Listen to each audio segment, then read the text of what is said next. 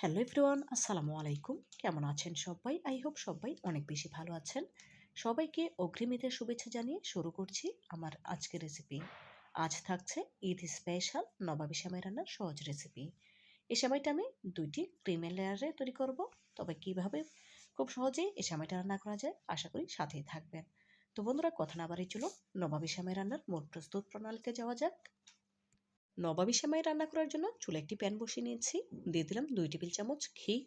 এই ঘিটা আমার ঘরেই তৈরি করা। কীভাবে হোমমেড ঘি তৈরি করতে হয় তার রেসিপি অলরেডি আমার চ্যানেলে আপলোড দেওয়া আছে, চাইলে সেখান থেকে দেখে নিতে পারেন। এখন এর সাথে অ্যাড করে দিয়েছি 200 গ্রাম আর বনফুল লাচ্ছা সেমাই। এখানে আমি বনফুলের লাচ্ছা সেমাইটা ব্যবহার করেছি। গ্যাসের ফ্লেম লো আঁচে রেখে অনবরত নেড়েচেড়ে 1 মিনিটের মতো খুব ভালোভাবে ভেজে নেব। 1 মিনিট পর এর সাথে অ্যাড করে দিচ্ছি 2 টেবিল চামচ কাজু বাদাম গুঁড়ো।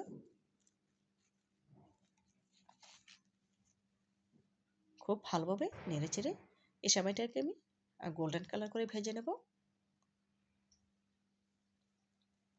তো বন্ধুরা, ভিডিওর এই পর্যায়ে আপনাদের কাছে ছোট্ট একটি রিকোয়েস্ট রইল, যারা এখনও পর্যন্ত আমার ভিডিওটি দেখছেন একটি লাইক দিতে ভুলে গিয়েছেন, প্লিজ একটি লাইক দিয়ে ভিডিওটি কন্টিনিউ করবেন। আর যে সকল বন্ধুরা আমার চ্যানেলে নতুন ভিজিট করেছেন, রেসিপিটি ভালো লেগে থাকলে প্লিজ চ্যানেলটিতে সাবস্ক্রাইব করে পাশে থাকা অল অপশনে ক্লিক করে দেবেন। এতে করে আমি যখনই কোনো নতুন রেসিপি আপলোড করবো সবার আগে আপনার কাছে পৌঁছে যাবে। এই কাজটি যারা অলরেডি করে নিয়েছেন আপনাদেরকে জানাই অসংখ্য ধন্যবাদ। দেখুন বন্ধুরা, সেমাইটাকে আমি আরও 2 মিনিট খুব ভালোভাবেই ভেজে নিয়েছি। এখন এর সাথে অ্যাড করে দিয়েছি 1/4 কাপ গুঁড়া দুধ। গুঁড়া দুধ দেওয়ার পর আবারও খুব ভালোভাবে নেড়েচেড়ে মিশিয়ে নিচ্ছি।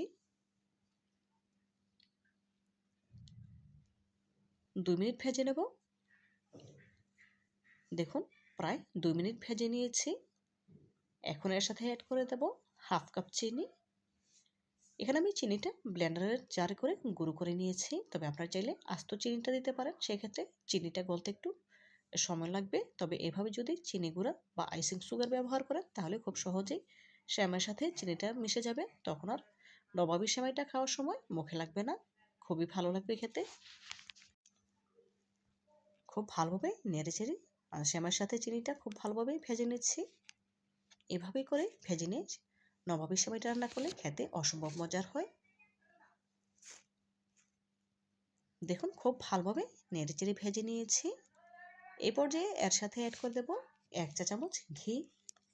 যেহেতু আমি সেমাইটার প্রথমে 2 টেবিল চামচ ঘি দিয়ে ভেজে নিয়েছিলাম, অনেকক্ষণ ভেজে নেওয়ার পর ঘিয়ের ফ্লেভারটা কমে গিয়েছে, সেজন্য এখন 1 চা চামচ ঘি অ্যাড করে দিচ্ছি। এতে করে সেমাই থেকে ঘিয়ের অরিজিনাল ফ্লেভারটা পাওয়া যাবে।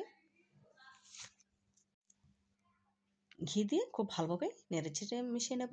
খুব বেশিক্ষণ জাল করব না, শুধু মিশিয়ে নিলেই হবে, যেহেতু সেমাইটা আমার ভাজা হয়ে গিয়েছে। দেখুন, এই পর্যায়ে ঘিটা মিশিয়ে নেওয়া হয়ে গিয়েছে। এখন আমি গ্যাসের ফ্লেম অফ করে দিয়ে প্যান থেকে সেমাইটা নামিয়ে নেব। এর থেকে বেশি ভাজা করা যাবে না।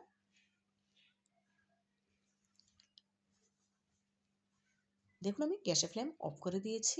সেমাইটা আপনারা দেখে বুঝতে পারছেন। সেমাইটা তুলে নিয়েছি।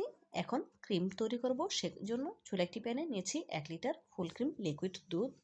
তার সাথে অ্যাড করে দিচ্ছি 1/2 কাপ গুঁড়া দুধ, 1/4 কাপ কোরানো নারকেল, 1/4 কাপ কর্নফ্লাওয়ার, দেব 1/2 কাপ কনডেন্স মিল্ক। এই কনডেন্স মিল্কটা আমার ঘরেই তৈরি করা। কীভাবে হোমমেড কনডেন্স মিল্ক তৈরি করতে হয় তার রেসিপি অলরেডি আমার চ্যানেলে আপলোড দেওয়া আছে, চাইলে সেখান থেকে দেখে নিতে পারেন। তাহলে আপনারা ঘরেই খুব সহজেই কনডেন্স মিল্ক তৈরি করে নিতে পারবেন। এখন হ্যান্ড উইক্সের সাহায্যে সবগুলো উপকরণ খুব ভালোভাবে নেড়ে মিশিয়ে নিচ্ছি। অফ ক্যামেরায় পরিমাণ মতো লবণ অ্যাড করে দিয়েছি। এখন গ্যাসের ফ্লেম অফ করে দিয়েছি। খুব ভালোভাবে নেড়েচেড়ে ক্রিমটা তৈরি করে নিতে হবে। যেহেতু এখানে গুঁড়া দুধ, কনডেন্স মিল্ক এবং কর্নফ্লাওয়ার দেওয়া আছে, খুব সহজেই ঘন হয়ে আসবে আর প্যানের তলায় লেগে যাবে। সেই জন্য কোনোভাবেই নাড়া বন্ধ করা যাবে না।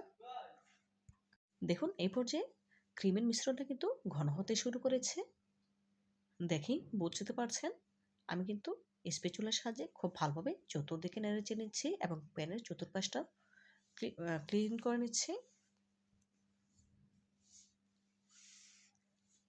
খুব বেশি সময় ধরে এই ক্রিমটা তৈরি করতে হয় না, খুবই অল্প সময়ে ক্রিমটা তৈরি করা যায়। দেখুন এই পর্যায়ে ক্রিমটা কিন্তু অনেকটাই ঘন হয়ে গিয়েছে, দেখেই বুঝতে পারছেন।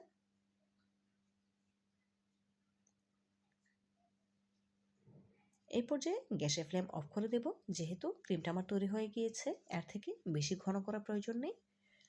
এই ক্রিমটা যখন পুরোপুরি ঠান্ডা হবে তখন কিন্তু আর অনেকটাই ঘন হয়ে আসবে। এই পর্যায়ে গ্যাসের ফ্লেম অফ করে দিয়েছি, আর ক্রিমটা গরম থাকতে থাকতেই সেমাইটা সেট করে নিতে হবে। এদিকে সেমাই সেট করার জন্য আমি একটি সার্ভিং ডিশ নিয়েছি। যে ডিশটাতে আমি সেমাইটা সেট করব, প্রথমে আগে থেকে যে সেমাইটা আমি ভেজে নিয়েছিলাম এক লেয়ার দিয়ে দেবো। যেহেতু দুইটি ক্রিমের লেয়ারে নবাবী সেমাইটা আমি তৈরি করব, প্রথমে এক লেয়ার দিয়ে দিচ্ছি। হাত দিয়ে খুব ভালোভাবে চেপে চেপে সমান করে নিচ্ছি। দেখুন সেমাইটা আমার সমান করা হয়ে গিয়েছে। এখন এক লেয়ার ক্রিম দিয়ে দেবো। যে ক্রিমটা আমি আগে থেকে নবাবী সেমাইয়ের জন্য তৈরি করে রেখেছিলাম সেটা এক লেয়ার দিয়ে দিলাম। ক্রিম দেওয়া হয়ে গেলে এখন এক লেয়ার সেমাই দিয়ে দেবো। সেমাইটা দেওয়া হয়ে গেলে ওপর থেকে আরও এক লেয়ার ক্রিম দিয়ে দেবো। যেহেতু নবাবী সেমাইটা আমি দুটি ক্রিমের লেয়ারে করব, সেই জন্য।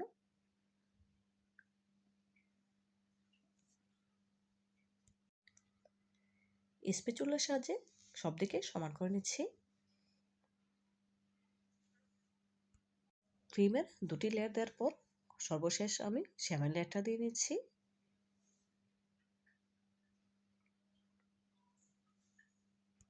সবশেষে ডেকোরেশনের জন্য ওপর থেকে দিয়ে দিচ্ছি কিছু কাঠবাদাম কুচি, অ্যাড করে দেব কিছু পেস্তা বাদাম কুচি। দেখুন সেমাইটা আমার ডেকোরেশন করা হয়ে গিয়েছে। নবাবী সেমাইয়ের ফাইনাল লুক দেখুন, মাশাআল্লাহ। দেখতে কতটা সুন্দর এবং লোভনীয় লাগছে। দেখতে যতটা সুন্দর হয়েছে, খেতে তার থেকেও অনেক অনেক বেশি মজাদার। আপনারা একবার হলেও আসছে ঈদে আমার রেসিপিটি ফলো করে এভাবে নবাবী সেমাই তৈরি করে খেয়ে দেখবেন, ইনশাআল্লাহ অনেক বেশি ভালো লাগবে। তো বন্ধুরা, আজকের মতো বিদায় নিচ্ছি। দেখা হবে নতুন কোনো দিনে নতুন কোনো রেসিপিতে। ভালো থাকবেন সবাই, আর আমার জন্য দোয়া করবেন যেন প্রতিনিয়ত এমন আরও নতুন নতুন রেসিপি আপনাদের উপহার দিতে পারি। পরবর্তী ভিডিও দেখার আমন্ত্রণ জানিয়ে আজকের মতো বিদায় নিচ্ছি। আল্লাহ হাফেজ। ঈদ মোবারক।